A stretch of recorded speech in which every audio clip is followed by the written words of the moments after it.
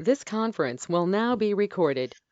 Okay, guys, welcome to our group. I'm Kim, one of the moderators here. Let's see, from Des Moines, Iowa, diagnosed since 2012 on Ocrevus. And yes, I did get my hair cut, so look here, guys. Woo, look at that. Yeah. Ticks, guys. I had like 15 ticks on me. Cut that bad stuff off. So that's why my hair is so short, because my husband found 4 on my scalp, and then when I took another shower, there was another on my back, so we found 5 because I essentially buzz cut my hair. So that's how I went from hair down to my elbows to 1.5 inches an inch on my side. So, okay, we will get started. Frank, go ahead. That's Yes. I get to introduce myself. My name's Frank Austin. I am in Plainville, Kansas. I'm right in the middle of the United States. I mean, you put a finger in the middle of the United States, you're going to cover me up. I've had MS for, been diagnosed. Yeah, I've been designated for a long time. I've been diagnosed since 1997. I have secondary progressive MS, and I live on Sunshine. Did you need time to talk tonight? And I do not need time to talk tonight. Okay. We're great. We're glad you're here today. Jen, you are Jen Digman. Sorry, I usually say Jennifer for Jennifer Smith, and I usually say Jen for Jen Digman. Jen, you're up. You're muted, Jen. Mute. Jennifer, you're on mute. And I am unmuted. Sorry about that. I've been in 3 Zoom meetings today, and I have heard over and over again, not for myself, but you're on mute. And then I start the meeting on mute. Sorry about that. Rookie mistake, except I've had MS forever, so I'm not a rookie. I, like Frank, was diagnosed in 97. I'm now living with secondary progressive MS, and I am on Rituxan. And then did you need time tonight?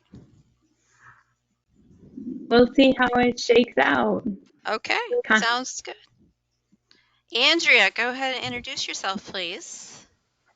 I'm Andrea. I was diagnosed in 2012. I have relapsing remitting MS. I live in Kill Devil Hills, North Carolina, so about as far east in the United States as you can go.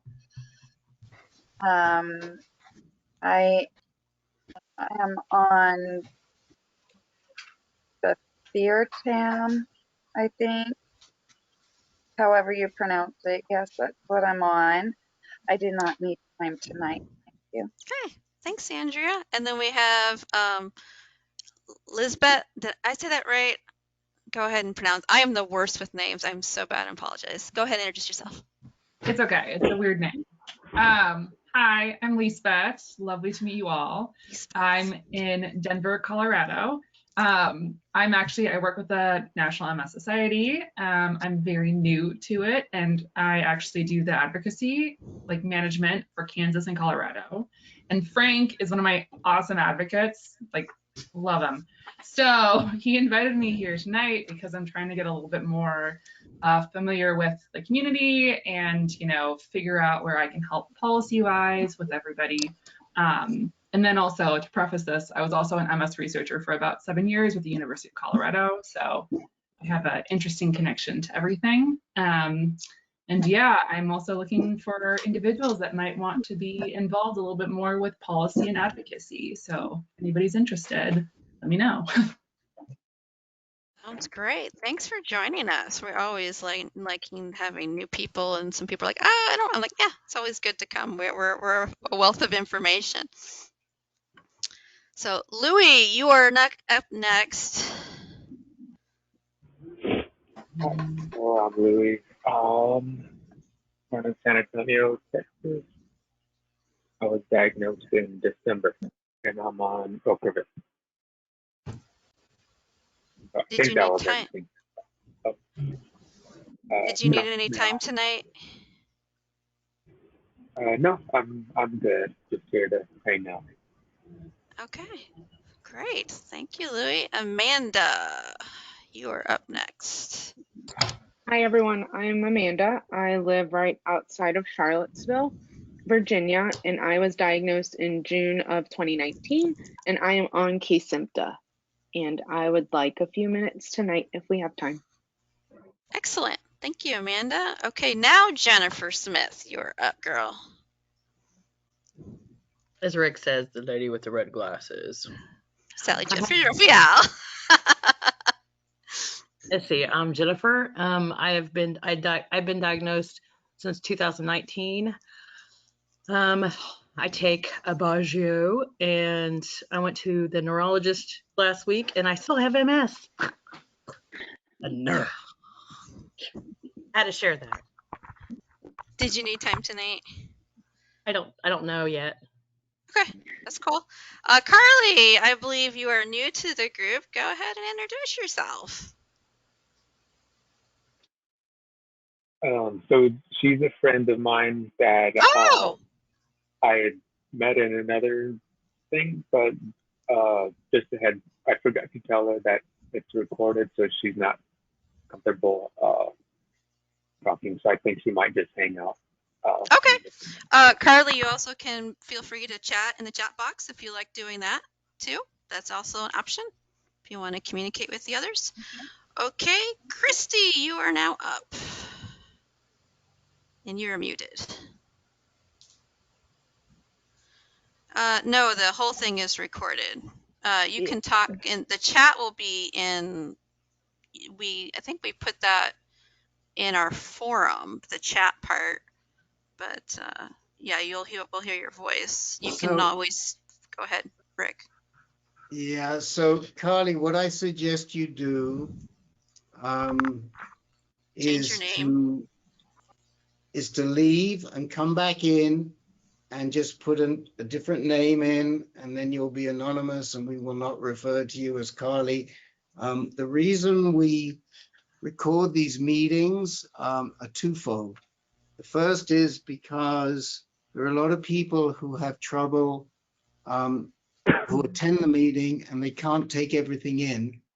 And so it helps them. They can go back and they can listen later, and they do listen later, and that's a benefit to the participants. You also have anywhere from 80 to 100 people that tune in at other times.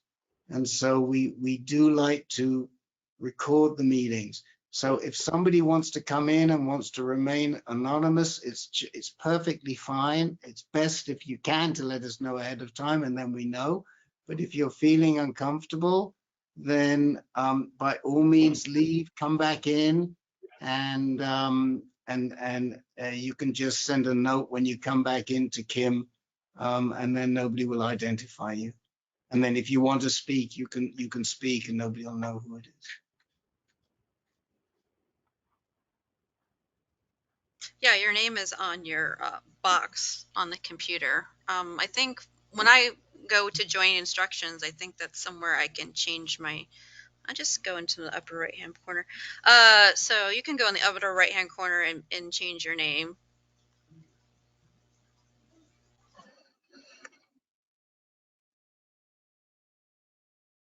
If you go into where you see your box with your name on it, if you hover over on the upper right hand corner, you can click the three dots and it'll say edit name and email, and you can do that. Okay.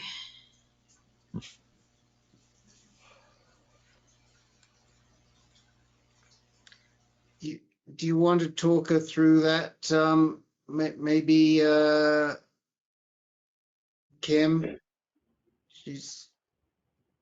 Are you on a phone? Are you on a computer? Or are you on a tablet? No, you have to click on your individual box, on your video box, not.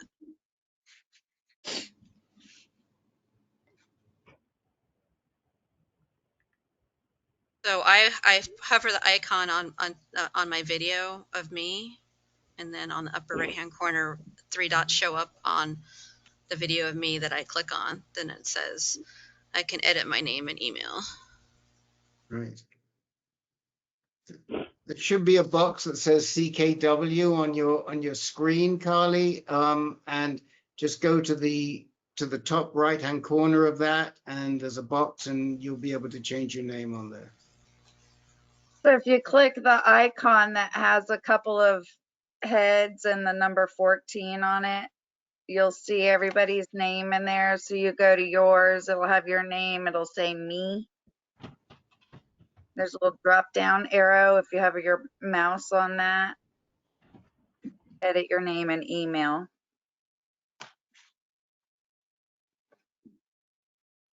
Okay.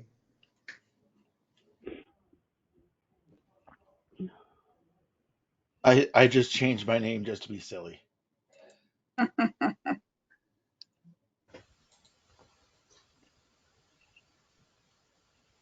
Andrea, I have been coming to this group since the dawn of time, and you just gave me such a schooling. Thank you.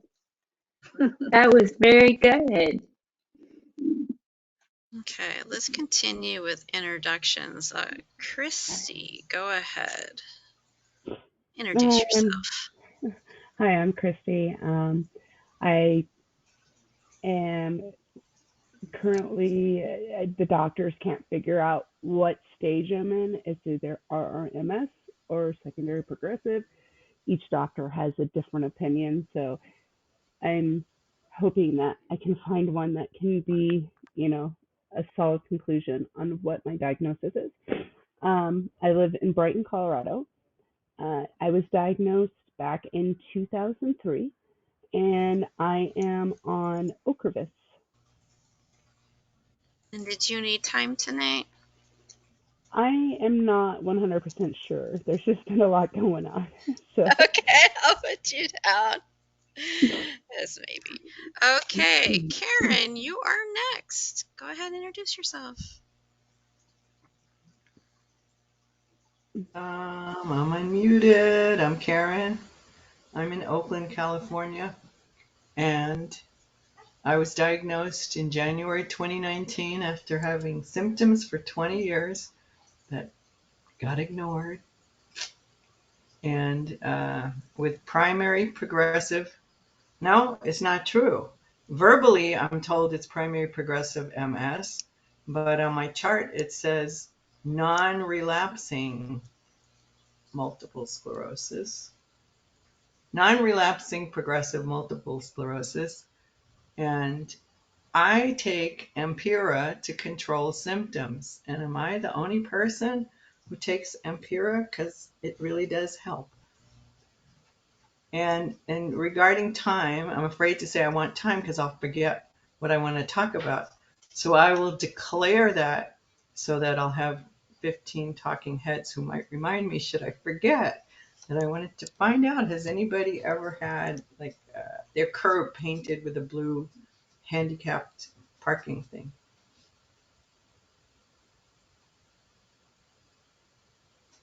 Say that again, Karen. Has anybody had, like the city or wherever you live, getting that parking, getting a blue paint? I mean, that's how they do it here in front of the house. And to get, yeah. So anyway, we can talk about that later, but I'll forget. It's like really good. Kim, do you need any time? It's like, you think I'm going to remember? And whenever that happens, what was on my mind? Okay. And then I think it's a new one. I'm going to butcher it. Rinny Lynn, go ahead, introduce yourself. Hi, I'm Megan. Megan? I couldn't figure out how to change the thing. Oh, were you here for the tutorial? No, I was a little bit late, so I was trying to figure out how to get on here. I'm not very electronically advanced. Okay. And so, but I'm Megan. I'm in San Marcos, Texas.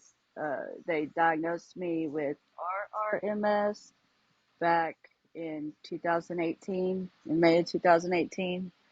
But I could see symptoms like from before that. But and then I got in a bad wreck, and then now I have erythrocytosis. So I don't know if that has something to do with MS, but I got to go see a hematologist, oncologist for it. So that's about my life right now. Okay, well, thanks for joining. Welcome to the group. And last but not least, John. Why does she always introduce me like that? You want me to be like, how would you rather me be? John.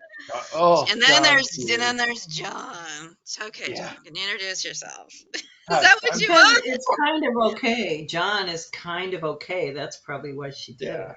it. So I'm John. I live in Michigan. Here's our map. I live up in here somewhere. Um, I was diagnosed in 2016 with RRMS, and I like dogs.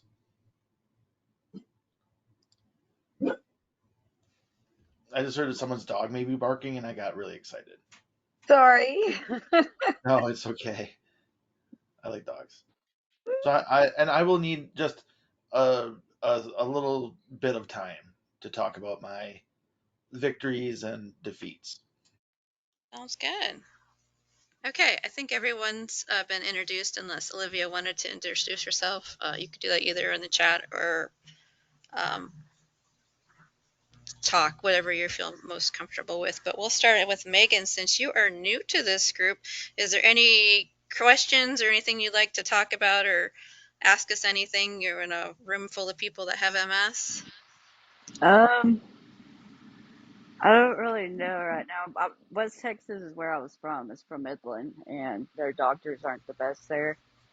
But I found a better doctor here, and I'm having issues getting in with the neurologist. Um, but I know they don't have a lot of MS or a lot of things for MS in Texas. And so I was kind of wondering um, where is the best place? What state does have the most things to help with MS? My cognitive's not not what it used to be. But like I said, the whole blood thing, can that be something from MS with the erythrocytosis, or is that something completely different? Where are you in Texas? In well, right outside Austin.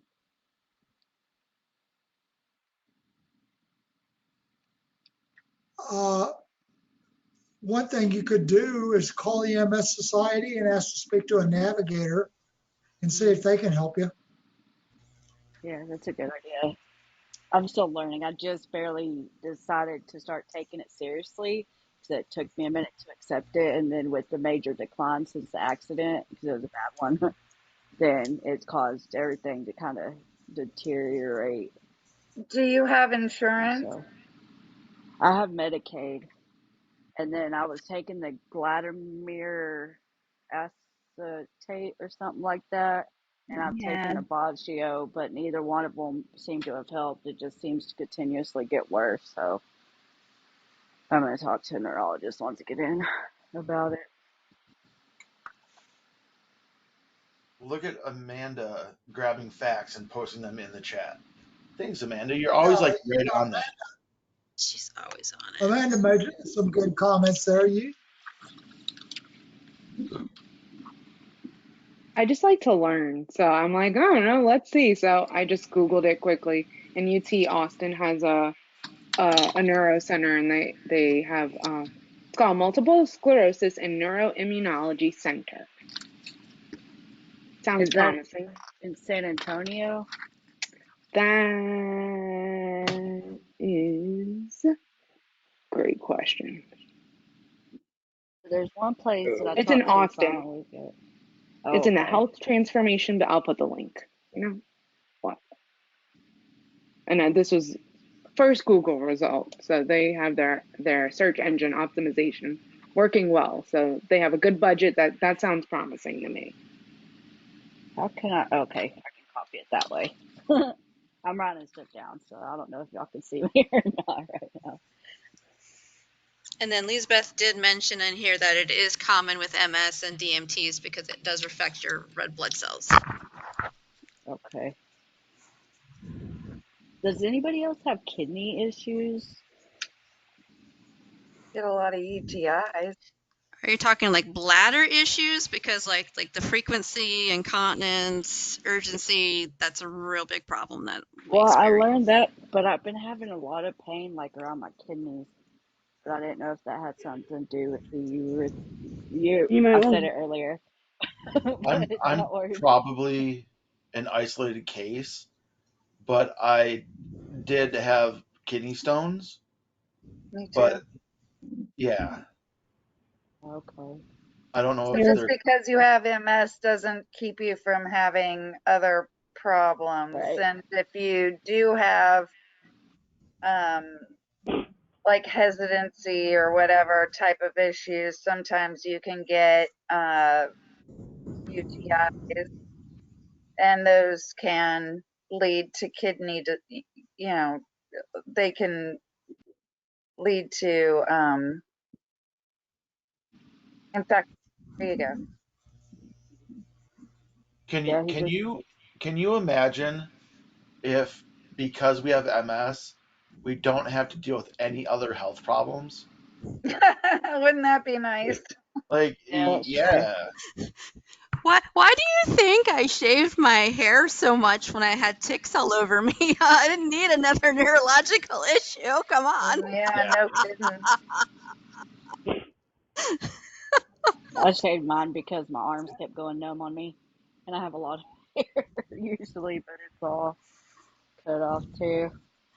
Well, and also, Megan, you might want to also check your medication that you're on, Hmm. because I know just from experience with the medication I'm on, it does have side effects for liver and kidney damage. So that's just something you might want to talk to a doctor about. And Hmm. also, if you are on a medication that has those possible side effects, then they're going to want to test your blood every like 3 to 4 months, just to make sure that you're not developing any type of kidney or liver issues. And then But me yeah, just West doing, Texas, it didn't. and Sorry. just me being the person that they always do to us when we have symptoms. Did you get a urinary analysis to rule out a UTI for your kidney pain? No, I know I get them a lot, but I was reading that kidneys can cause issues too, which I've had them be worse, which is probably maybe UTI that I didn't take care of. But I'll know more when I get in with these people too. Are you having any other symptoms of like potential UTI? It's just something that tends to plague us a lot, that people have MS. Hmm. And I would recommend getting that ruled out first. Okay. I had gotten a UTI. It's not common for me. I got one. I don't remember how many months ago. A while ago, not a year ago. Maybe it was a year ago. And so then I read about it, and I tend to read Bart's blog from the UK just because I seem to get more information there than I do anywhere from whatever in the US. And yeah, it's very common, but it was also stressed that for people with MS, because it's common, that it's really good to have like a standing order to treat it, so you don't have to go through, I got to go in, I got to take a test, I got to wait till someone gives me the results. And I forgot. I'm glad you're reminding me that I did put that out to my provider, and I also have a urologist, but it's something to keep in mind that as soon as you can get it treated, the better, because Yeah.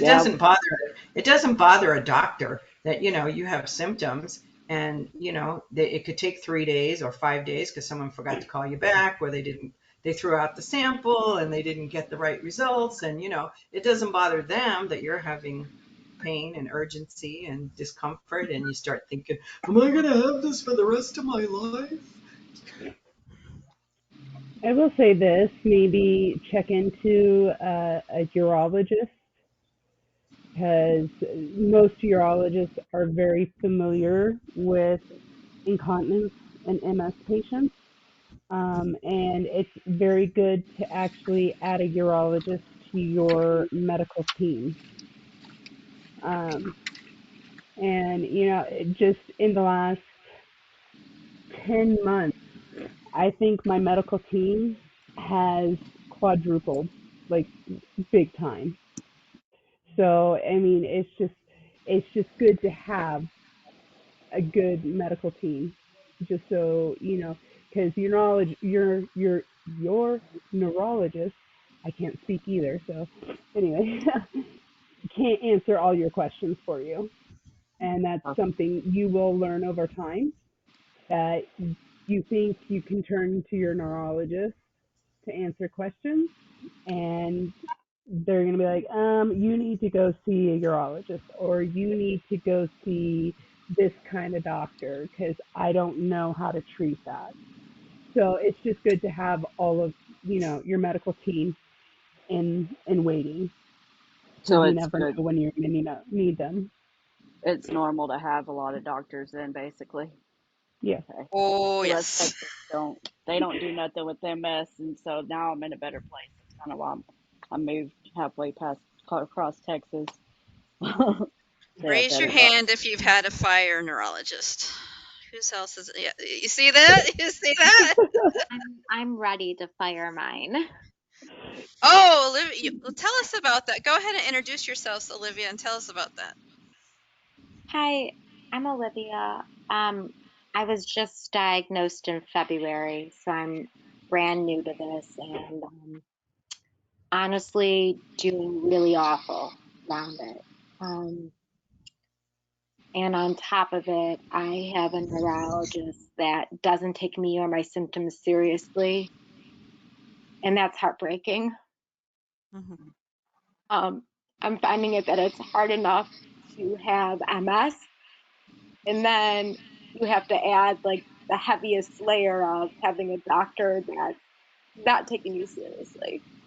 I went to go see her on Friday, and and my mom has MS too. My mom's had it since 97, so I'm very well equipped in knowing all about MS.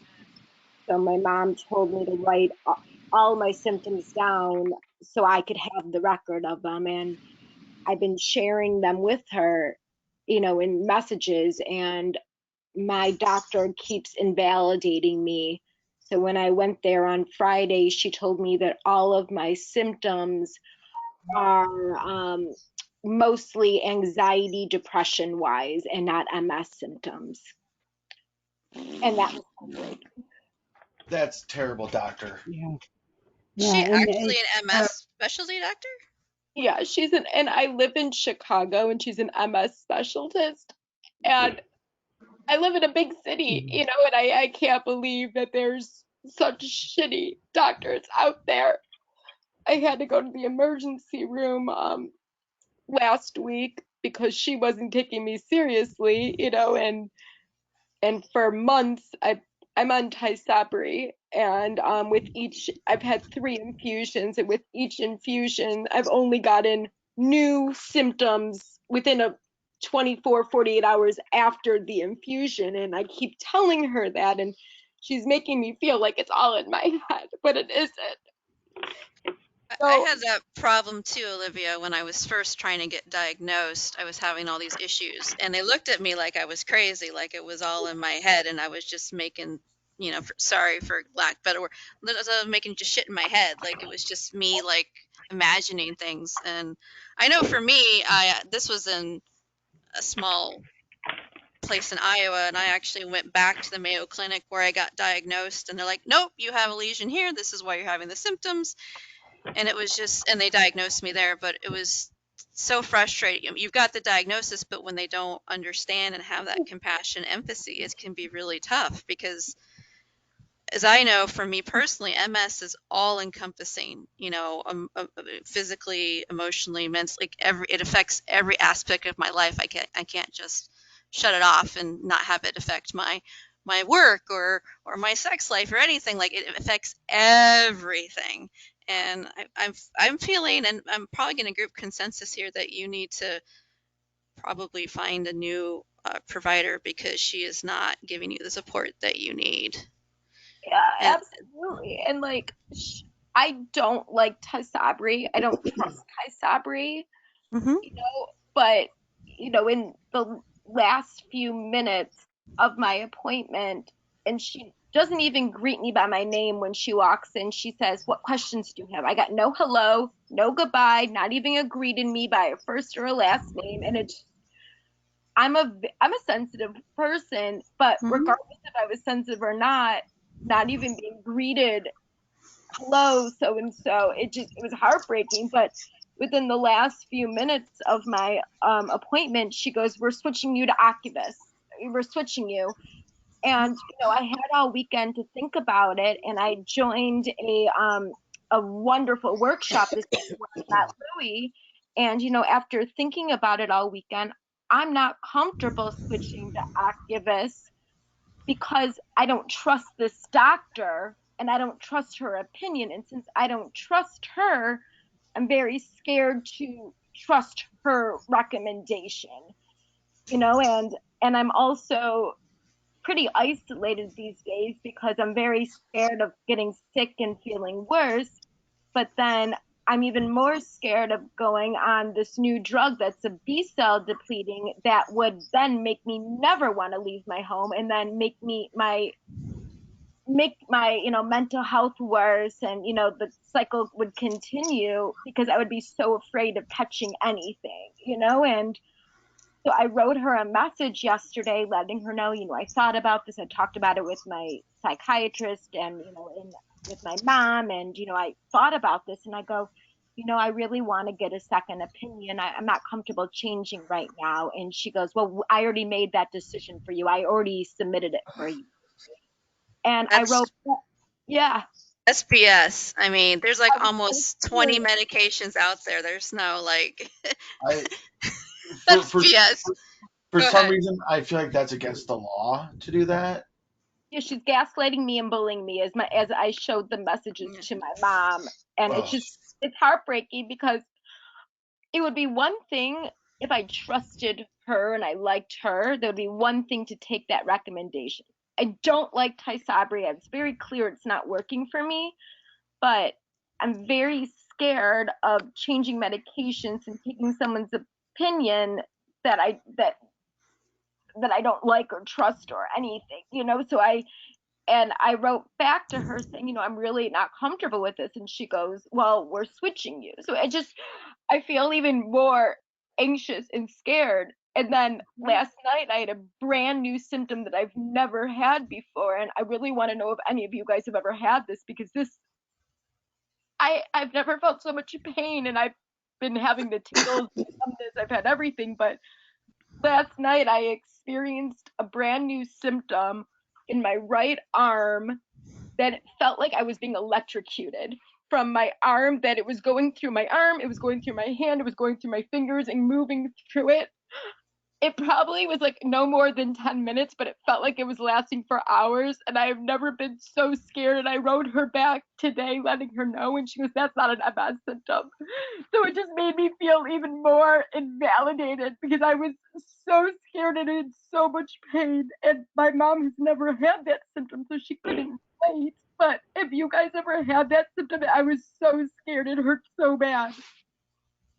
Yeah, so Olivia, I'm so sorry that you're like going through this, but hopefully like this group can like just validate like that what you're experiencing is completely normal. When I had my first flare, I felt I would have electric shocks through my body all the time. I would just be walking and then all of a sudden it'd be like, ooh, and it was just like not fun. I was in physical therapy one time and I was getting dry needled and before I was diagnosed, and I think the therapist hit my lesion and it felt like electricity was going through my body.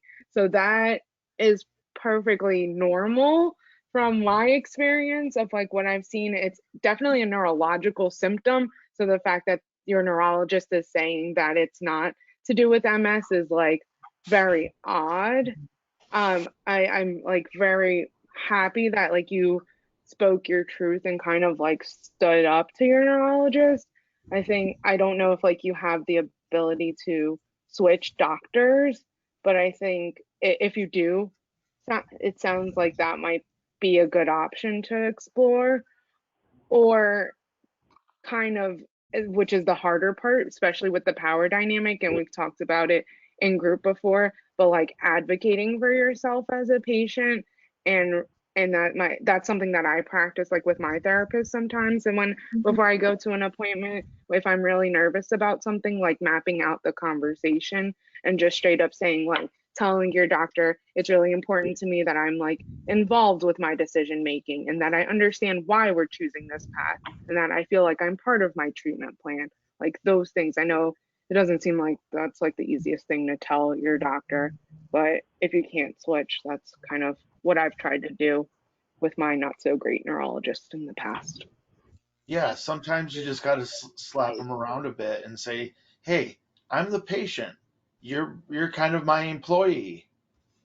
Um, and I've done that before. I haven't actually slapped anyone, but I've talked pretty strongly to my doctors to get things done the way that I want to. And Olivia, I gotta say, it's one of the hardest things ever to do because they're a doctor. Like they should know better and do better. Um, but once you do it that first time, it comes so much easier always after that. And after that, you will have many more times. Unfortunately, I've had my hand up because, Olivia, I had symptoms for 20 years. And at some point, when I was maybe even going through menopause and having trauma with my foster daughter, somebody put in my chart anxiety. They didn't put in my chart that I'm Jewish and I'm from New York and I lived in Israel, where no one ever said I had anxiety. But it's in my chart. And anything I ever went for, like I have knee pain. Oh, well, she has anxiety. I mean, everything. The urinary incontinence. I was too young for that. Well, and then I started getting fecal urgency. Oh, well, you have anxiety. It's like I have less anxiety than I've ever had in my life. Never had this problem before. I was getting double vision in my glasses. I had the glasses made through. Nobody put two and two together. And the first neurologist I had, I trusted him, and he tested me for MS, and whoops, didn't even notice that I had these positive oligoclonal bands, and then proceeded to berate me about his mistake instead of saying, I'm sorry. But you should have, and you could have. And I don't wish this on your doctor, but I found out like last year he dropped dead in the office. And I'm like, oh, well, wish I felt bad, but I don't. And then I did get an MS specialist. Big, it was really hard. And I was so shocked because I was told I don't have MS.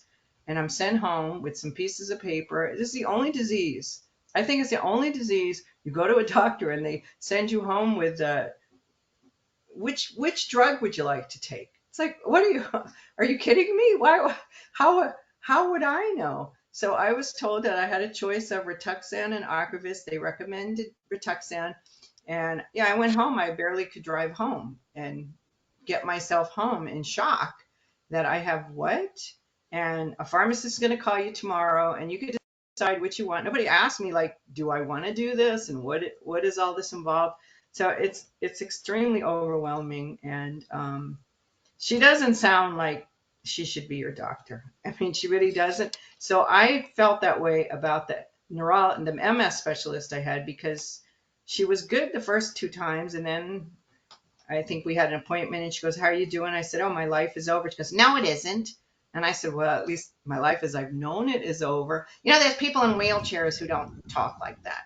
And so I was ready to get rid of her, but she has a really, really, really good nurse. And I don't go to an MS specialist place because what the care I'm getting is finally okay.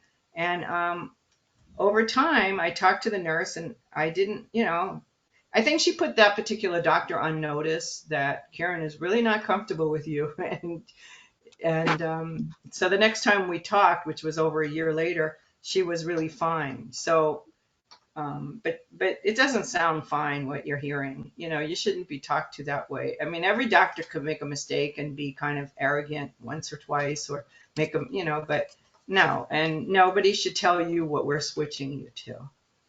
And It's just absurd. speaking of patients that have had their issues with doctors, we haven't introduced Mary or Tim.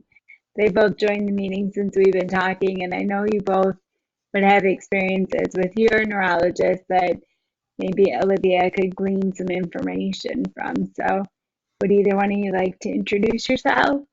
Hi, Mary. I'll go. Hi. Sorry I'm late. Texas weather. It was sunny and then boom, thunderstorms, flash flooding, and power went out. But I'm here. Yay. So anyway, it was nice to pop in and see so many people. It's like all these boxes of faces here. So yay. And anyway, so I was diagnosed with MS in 2001. So that's about 21 years ago. A lot has changed, a lot has changed since then.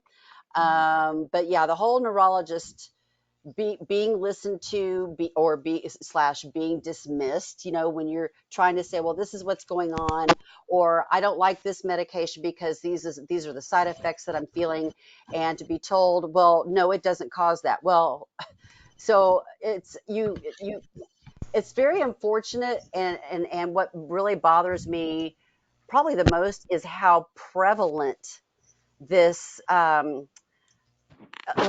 the situation that Olivia has so honestly and I don't know if rawly is the right word, raw, being so honest and open to the group about what you've been going through, because um, this conversation I've heard from so many other patients as far as being treated that way from their neurologist, and not being heard, being told, oh, well, it's depression, or when you say, well, I haven't taken a shower in a week, or I can't even take my dirty dishes to the sink.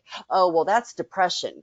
Well, so in other words, it, it's just, and especially after when you're newly diagnosed, it takes a while for you to find your voice in that arena, and to figure out the next steps to take and the next people to talk in finding a new doctor. But Olivia, damn, yeah, you've got to find somebody new, and I know that there's somebody out there, and for you, that's going to make a perfect fit. I hope. And there is a book. Since I came in late, I can put it in the chat box, but it's one of I have an extensive list of excuse me, not list, extensive collection of books, of MS related books that I've collected since I was diagnosed. But my favorite one is called "It's Not All in Your Head." I don't have it in front of me actually, but it's written by a psychologist. Her name is Dr. Patricia Farrell. She's got an amazing, awesome background, but her book, she focuses a lot on MS, and so the book is "It's Not All in Your Head: Anxiety, Depression, Mood Swings, and Multiple Sclerosis."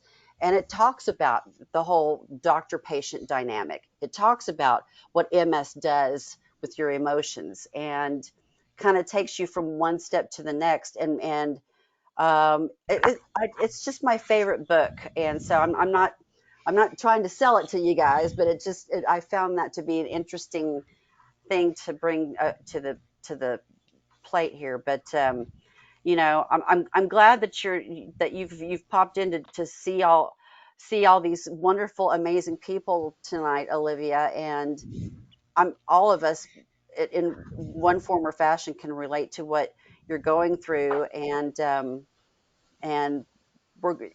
just know that you're surrounded with a lot of love and support and hugs, even though we don't know you yet. So there you go.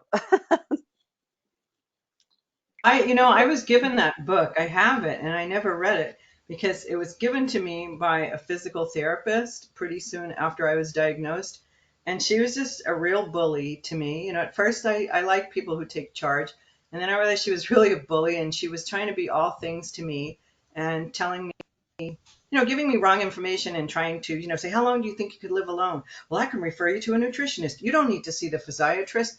And my doctor, my primary, she's like, Karen, you don't have a therapeutic relationship with her. I don't think you should see her. So I've never read the book. But so thank you, Mary. Maybe I'll actually crack it open, because I was just Karen, I urge you to do so, because, like I said, it quickly became one of my favorite books, and I found myself approaching my ex-husband saying, "See, this is why this happens, or this is what's going on," and same thing. I'd give my mom I chapters highlighted certain things here and there, post-it notes all throughout the book, and I opened it and I'm like, oh. I could breathe, and I felt like, yeah, I mean, it makes sense. And this person, uh, she's not like an MS psychologist. She is a psychologist who all of a sudden started accumulating a lot of patients who have MS. And other neurological or central nervous system situations. And she took such a huge interest into realizing that so many of us are not being heard by our doctors. And so she started putting a focus on that.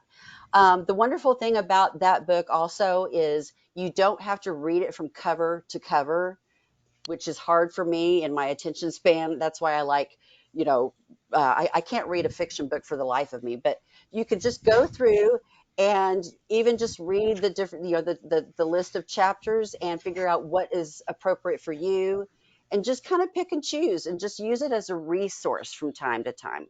I urge, so I'll go ahead and add that. I tried to include the link. You could buy it on Amazon, but I have a paperback copy, but you can probably buy it on Amazon for just or you can buy it, a Kindle version. But she writes about, sleep issues, the importance of that. But long story short, she's pretty damn awesome. So I'll just put it that way.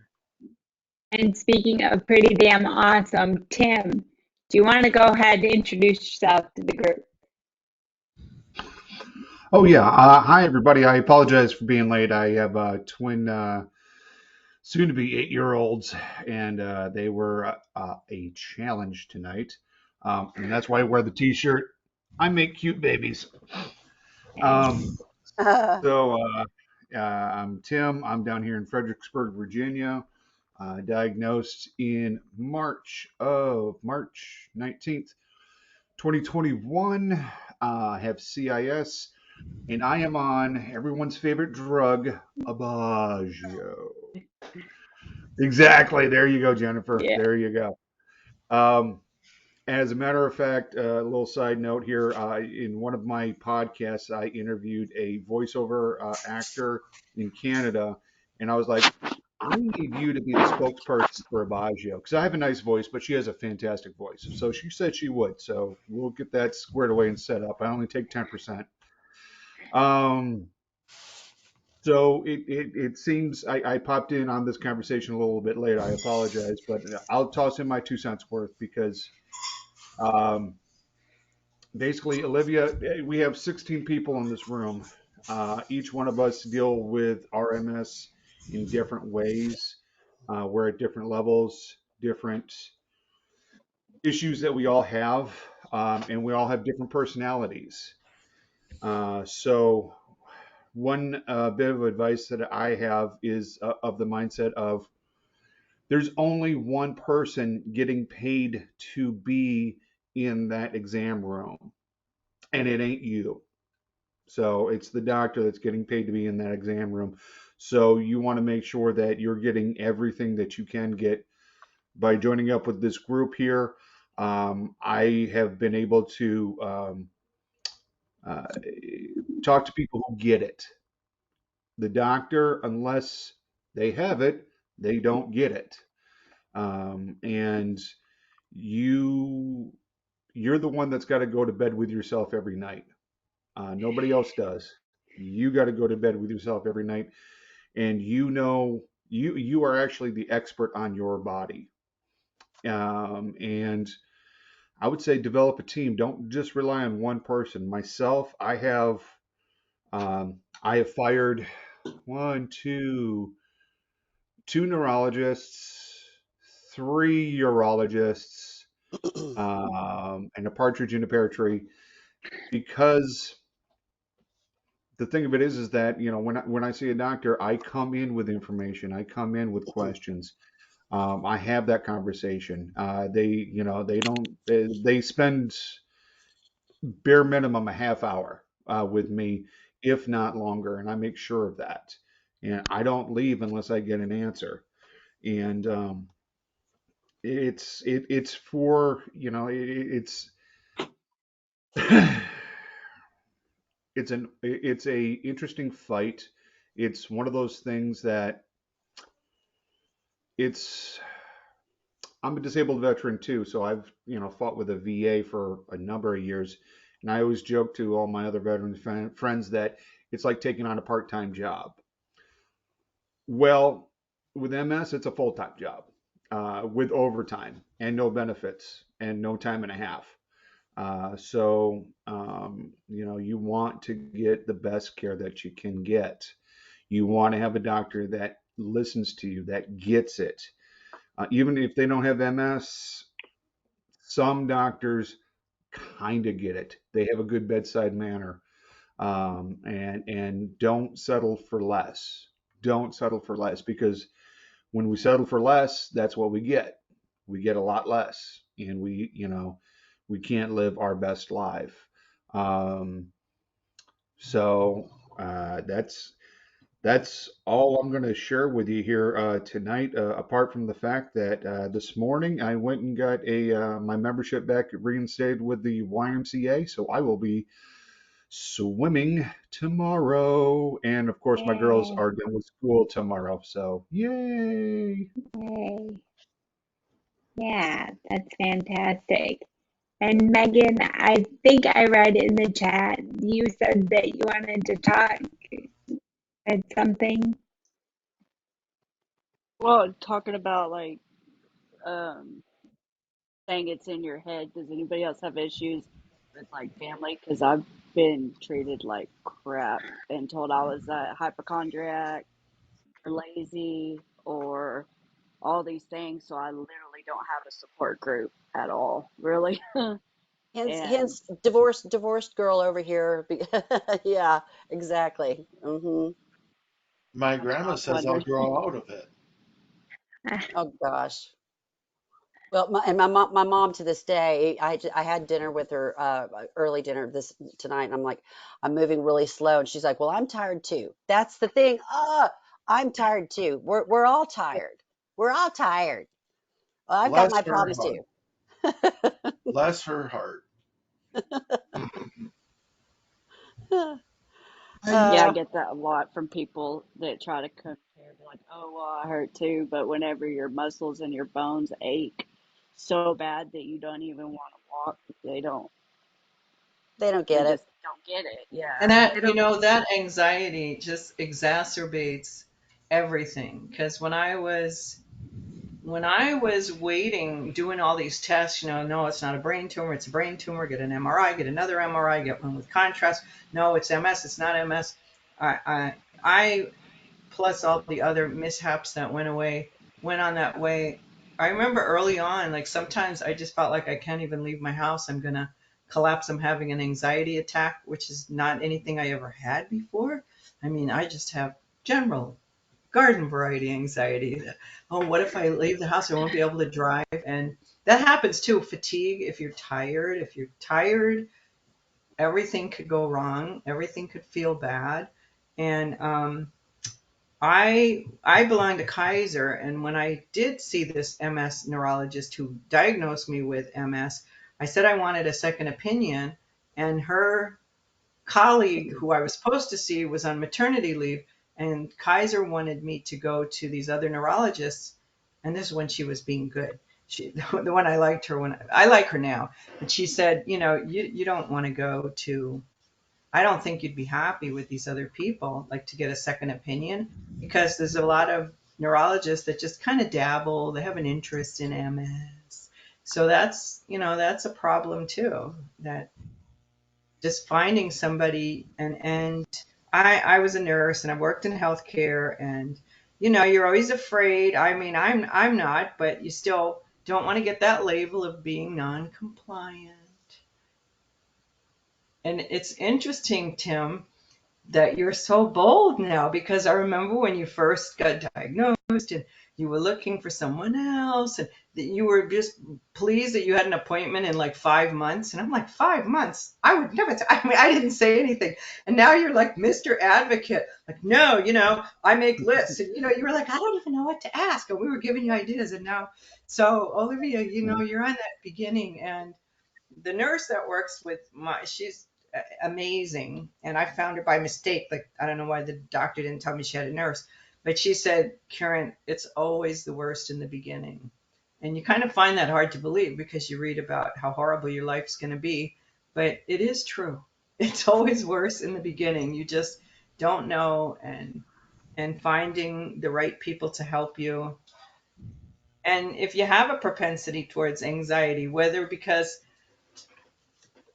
it's all in your head or it's not all in your head, and all, it's good to have a big team, but as soon as a team member, like a neurophysical therapist, I go there to learn how to write with my left hand, and she gets into giving me that dementia test that Trump got and started to give me like a fake driving test. This is during COVID. It's like, I finally have a coveted spot and I want to learn how to write with my left hand. And she just railroaded the whole thing to something else that I never learned how to write with my left hand. Like, you just have that one horrible experience, and it's very hard to come out of that and say, well, okay, that was a bad experience. Let me try someone else. You just shrink. So that's my bit about that. But you're not alone at all.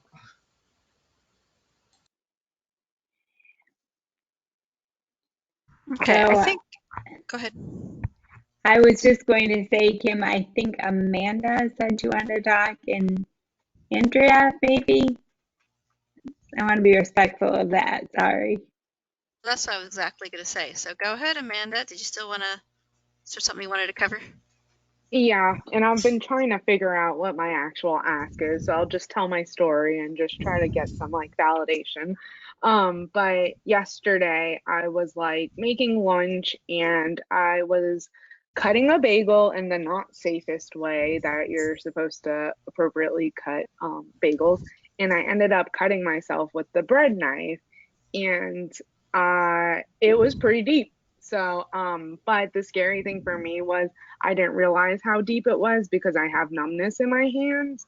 And so I really didn't know that I cut myself until I had looked down and I was like, oh, like I'm bleeding. And then I went to like the sink and I like was like, oh, I'll just like run water over it, it'll be fine. And then I was like, I think this is really bad. But like the depth of it and what I felt did not align.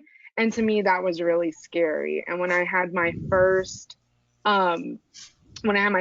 flare, I couldn't feel my hands a lot and they were tingling. Now it's just more numbness and the tingling comes and goes depending on the day. But I would burn myself on things because I couldn't feel it, and then my brain wouldn't have the appropriate response. So now I'm just like overly scared to do things because I'm like, well, I can't feel things, so now I don't want to do anything. And I like left the knife in the sink, this morning, and I was like, I'm never touching that thing again. So I don't know, I'm just like a little nervous because I see myself progressing and I don't want to admit it. But also now I'm just like, I don't trust myself to do things, almost like a kid, because I'm like, I'm like just going to end up hurting myself because I can't feel anything. And it's just a little scary. I did that today with burning my hand and didn't realize it. And usually if you put mustard right away, but I didn't get on there in time. But then it started burning. Something that sorry, I had PT earlier, and my therapist kind of said, like, quit trying to adapt to the world adapt the world to you. So my suggestion, Amanda, my wife cuts herself all the time. So I got her like cut proof, like armor gloves that people wear at a restaurant, like in a professional kitchen, to not cut themselves. So just look into ways that you can adapt your surroundings to what you can do, and see if that's something that you can do. That's a good tip. And that's a good point John made. My stepdaughter is a chef and she wears gloves so that she doesn't cut herself when she's working in the kitchen.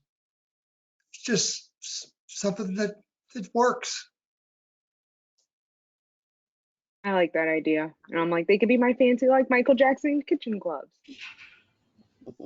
Hee hee. Exactly. Had to do that. Sorry.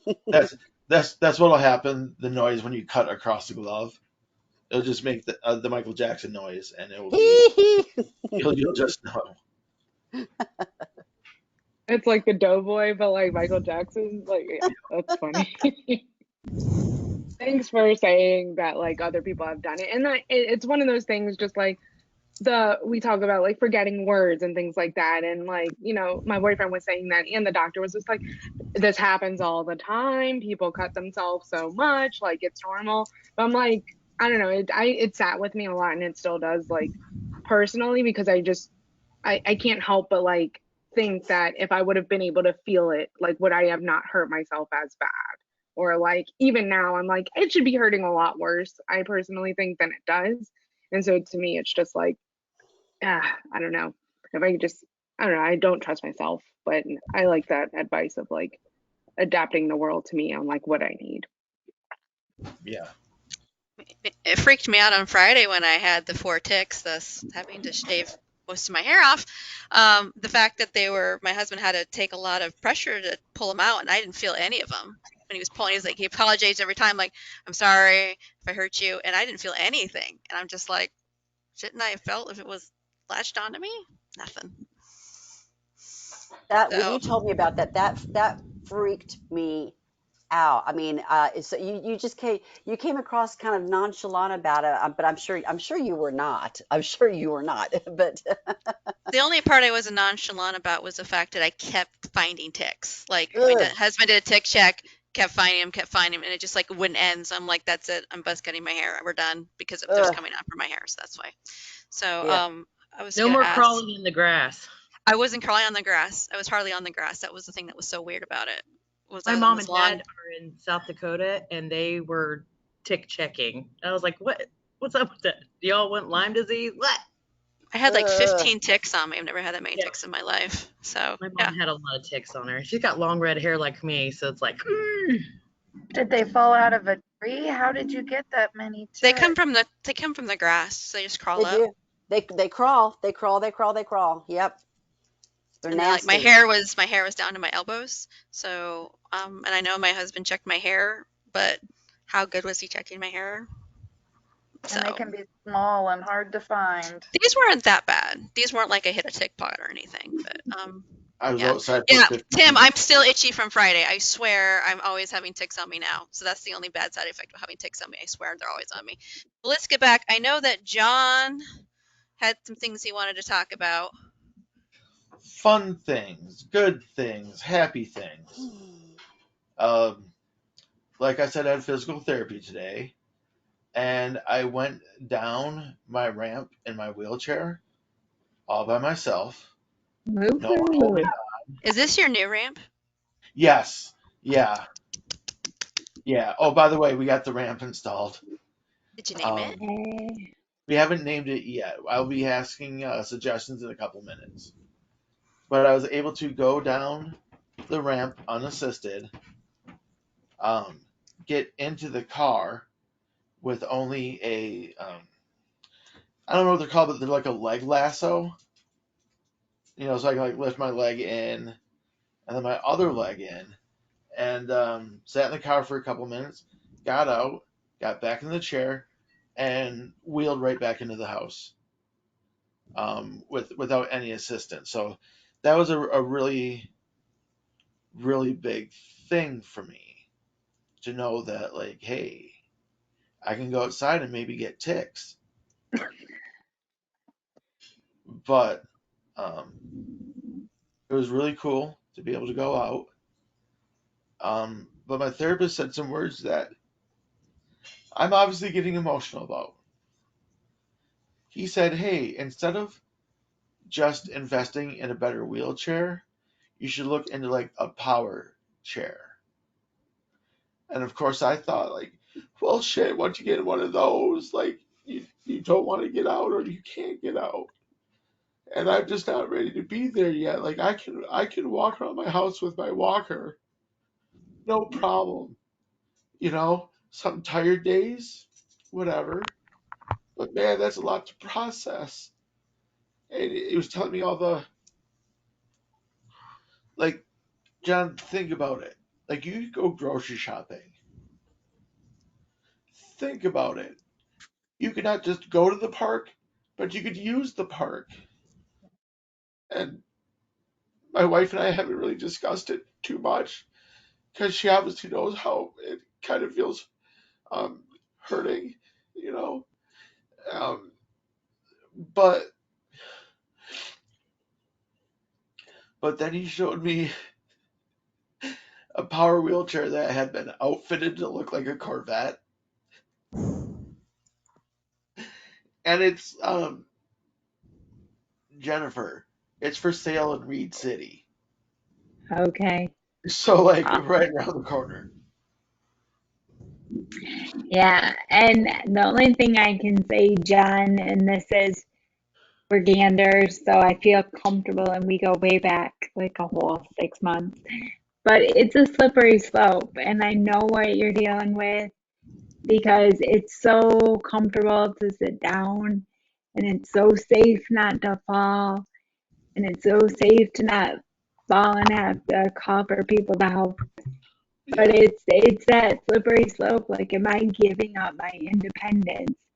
And you have to be really disciplined to try and stay walking as much as you can and as safely as you can. Because I mean, for me, this month will be 20 years since I last walked, and I get so angry at myself. Like, what could I have done? But it's this friggin' disease. And in a rational state of mind, I know that it's my MS.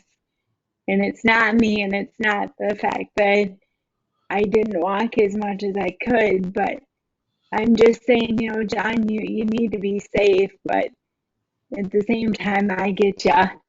Yeah. You don't want to give up that independence or that walking. But your chair will give you a lot of independence. Yeah. So. Thank you, Jennifer. You know I love Michigan folk, and I love the both of you too. Yeah. I love all of you. You're all great. The group none of us wanted to be in, but once we're here, we're good people. Yeah. So my PT did say, like, oh no, the power chair is for only when, like, you're going out. Like, you're still using your walker in the house, and you're still doing my PT exercises in the house. And sometimes when you go, conservation of energy is really important. Mm-hmm. So needless to say, I love having him on my team. Absolutely. John, it's a tool.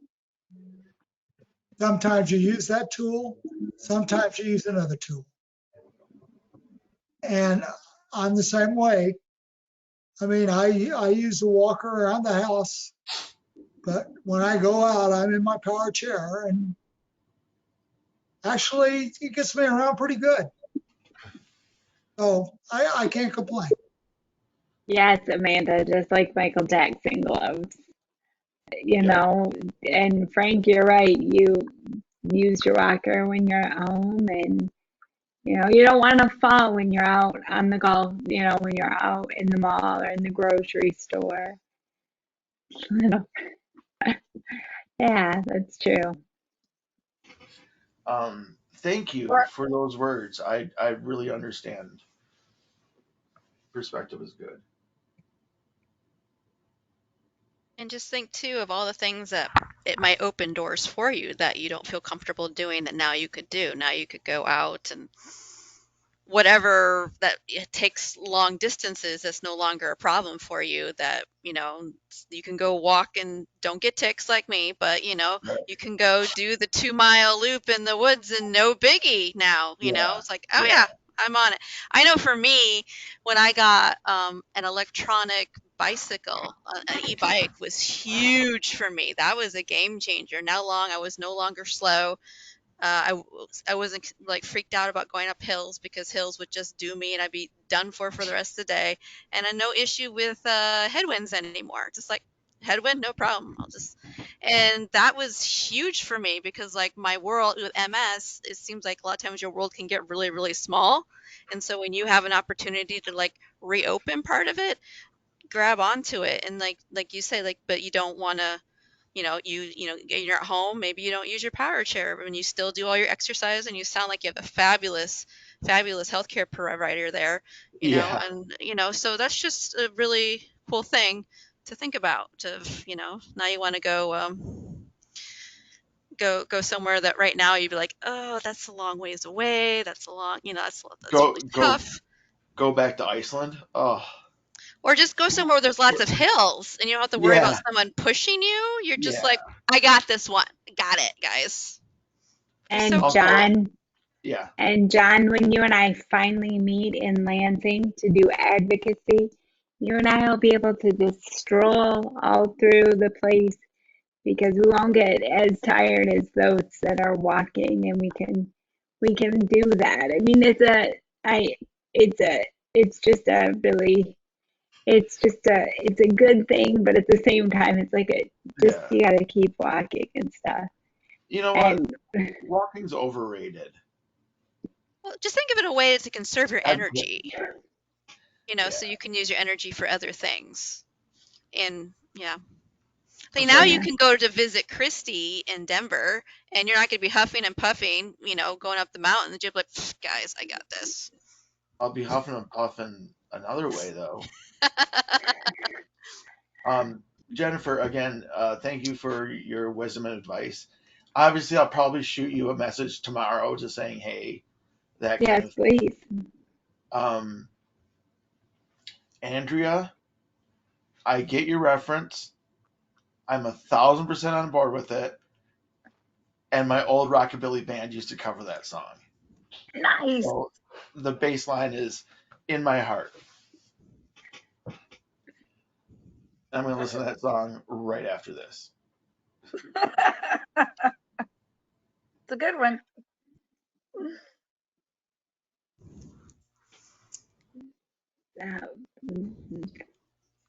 Did anyone else have anything that they wanted to cover? I do want to say that our next meeting is actually in 3 weeks on June 14th.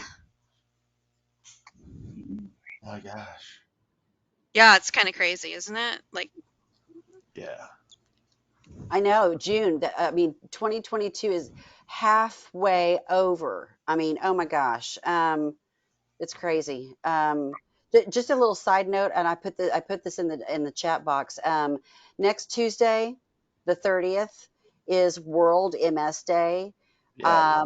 If you have not ever looked at the MS International Federation, they're pretty darn awesome. When you see what people all over the world do for MS, talk about their activities, what their countries and cities do, what the people do. It's pretty cool. In fact, I'm kicking myself so hard because of one thing that they're doing. I miss, because what I'm trying to say is I missed out on being able to join in on the MS choir. So the song. It's like a whole bunch of people like what we look like right here, singing the theme song this year is "All You Need Is Love," from the Beatles. And so I missed out being able to participate in the virtual choir. but you'll be able to see it if you want to. So they're doing a virtual World MS Day with a whole bunch of different things and stories, and so just something different to take a look at. And I just wanted to throw that out there. How do you find it? I put it in the chat box, but basically, if you go to oh, my dog is sitting on my phone as usual. She does not. She sees me swipe with my finger, and she takes her paws, and she she does not like mommy playing on the phone. Okay, so there's two links. Okay, just for World MS Day, just go to worldmsday.org. For, let's see, MSIF, for the MS International Federation, go to msif.org. Very simple.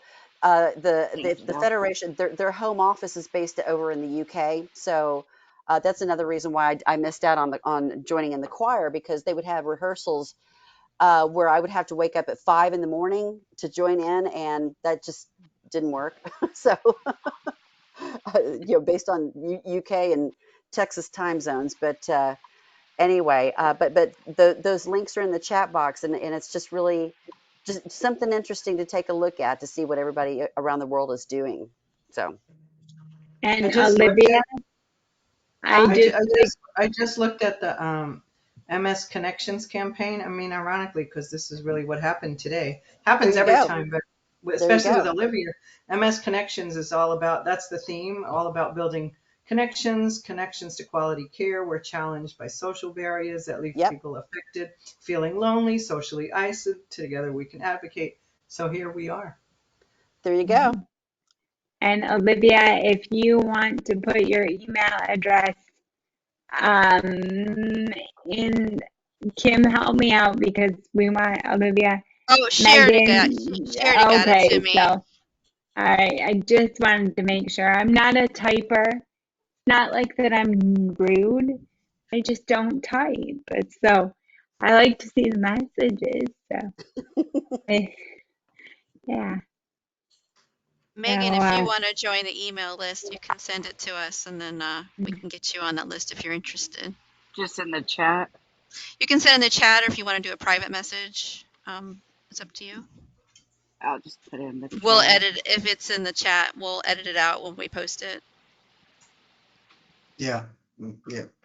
So we'll be sure that, and as long as you get those email addresses to Frank or Kim or myself, we'll add you to the distribution, and then you'll get a reminder before every single meeting, and you'll join. And if anybody, like I said, anybody wants to be anonymous, just tell us up front, and we'll figure out a way. Send us a note, send Kim a note, or me a note, and we'll make sure that we work that out ahead of time. I think we have to give Miss Kim an Ancan email address. She doesn't like email. I hate emails, guys. I am so old school. I text, I call, email, I don't know. I feel like I come off like super blunt and rude. So I'm always really hesitant to respond. She's like, God, she was such a bee. It's like, no, I was succinct and easy. Probably because I'm a terrible typer. That's probably what my issue is. I'm terrible. Like, you try to read it and you're just like, I don't even know what she said. It was like so garbled. Excuse me, I'm the oldest person on this call, and I'm not old school. Yeah. Right, but you were very prolific in your writing, and you write well. Like, you do a great job. I read your emails. Yeah, but the problem is that when you do send emails, they're very good to read, and you do a great job. So I'm not sure. I just have to say, I think this is an excuse. That's what I think. I'm just gonna say it right now. I'm gonna get in trouble down the line because someone mistook my tone of my email. They're like, I couldn't tell if she was serious or she was like being really rude. That's why you got to put an LOL at the end of it. Every other one is like a smiley face LOL. And they're like, I couldn't take her seriously. She had LOLs and exclamation marks and smiley faces everywhere. Like, what? I Exactly think how to do it's it. my least comfortable forum, guys. It's my least comfortable. think it's Okay. for me. Guys, I just want to say you yet again, this was what I heard of the group was amazing. I've been here doing some work, and as usual, another amazing group. I was going to ask two small things. One is if Kim, if you can hold on afterwards, and Tim, if you can just hold on for a second afterwards, that would be the Ims, the Kim and the Tim, if they could, we don't have a Jim. I'll hang out. Thank you. And I do want to ask Amanda. You told us you hurt your hand, but you didn't tell us what happened after that. How is it now? What did they do? You know, tell us. It Are is you okay? it is fine. Yes, I have I went to urgent care. They gave me skin glue instead of stitches. So that, and I have some steri strips, and I have doctor's orders that I cannot do dishes for 10 days. So take that, boyfriend. Yay! I can't get it wet. So yeah, like taking a shower, I have to like wear a glove in the shower. So it's not One worth glove. the end of the world, but I saw the inside of my finger and it scared me. So I don't want to do that. I don't want that again. So I'm gonna buy some Michael Jackson gloves on Amazon. They work. They do work. Those gloves, those cooking gloves that are designed to protect you. They do work. So. I just have something I wanted to just say really quick before I duck out. This is just like Kim and Jennifer and all the people who are having trouble typing like I do. I use talk to text on like Microsoft Word and then Google everything. And instead of like worrying about your misspells, all you have to do is like use your mouse and edit yourself. I have a problem with the talk to type, so I do that on my cell phone or I do the Google search with my voice, and half the time it doesn't like understand what I'm saying.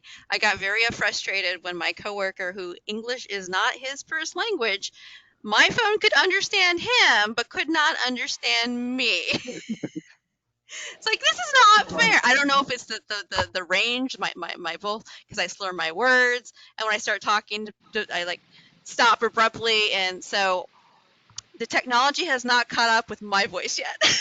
But I Well, tried. it takes time, Kim, to get used to it because I have not. I used to be right-handed, and I can't say I'm left-handed because I don't know how to use my left hand very well, except to get caught in a knife when I'm trying to cut something. With my right hand, that doesn't work. But I use talk to text all the time. That's all I use. That because I can't take notes, I can't write. But it takes a while to get used to you. And then I have one thing. It always inserts an "oh." And I'm like, that's not what I want. So I have to edit, but it's still better to edit. And I have one tablet that I use different gadgets, and I have one that just gives me good corrections, spelling correction. Because if you write the word lift, like I'm looking for an elevator lift, a wheelchair lift, it gives you LYFT, capital L, like.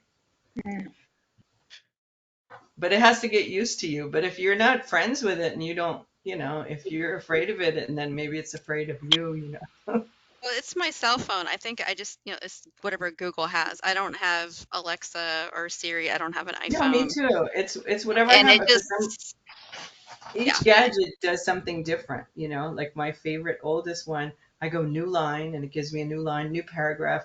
And on my other ones, it writes in new paragraph. It's like, oh. So I don't know. I don't know why the one I like the best works and it's going to be gone because it's like from 2015. The cool thing about go ahead. Just use it. I use it all the time, and it's still just like, it's good for about 70% of it, and then it convert and makes funky words. Or like, sometimes what it writes is like, whoa, that is not what I wanted to say. You should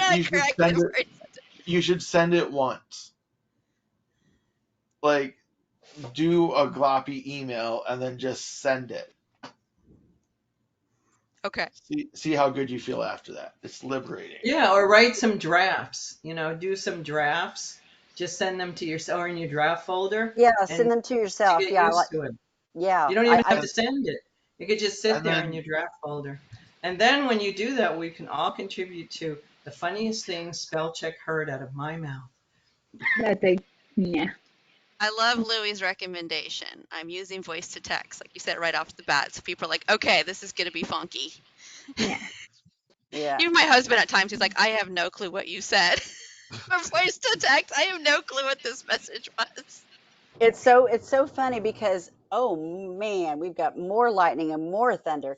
I've got a couple of friends who use voice to text, and they get then like it's like the next day they'll say, "Oh, I meant to say this and that." And I'm like, I speak your language now. I it's like I've learned how to figure out what that person is trying to say, you know, that based on yeah, just their intentions or whatever. But yeah, it takes a while, and there's some pretty decent apps. I haven't visited the App Store in a while, and I'm actually I'm trying to delete as many apps off my phone as I can. The cleaner, the better. But there are some that are worth keeping, so that might be interesting to explore some of the speech to text, voice to text, voice memos, something like that, just to see what's out there. But I never buy anything. I always get the free ones. And sometimes what I do, whether it be apps like that or photo apps or video apps, whatever they may be, I will Google and I'll look up with some of the I'll ask like what are the top the best apps for this these days, and it kind of gives you a rundown to as far as what's worth checking out. So anyway, but maybe you don't even want to do that. I don't know. It's everybody has their niche as far as what makes them comfortable. So just explore, try. You never know. There is one thing my phone started doing, which was really cool, where it starts transcribing your phone conversation, so you can actually read it. That's really cool. And then Yeah. I think YouTube starts having like transcripts on things now. That's kind of cool. Like things where you can start reading it to have that extra sense to help with the cognition is really helpful. Good night, All right. John. Should we wrap this up then, guys? I think See you so. in 3 weeks, June 14th. Have an amazing Memorial weekend. And thank you for joining us, everyone. This was really good. And if you ever need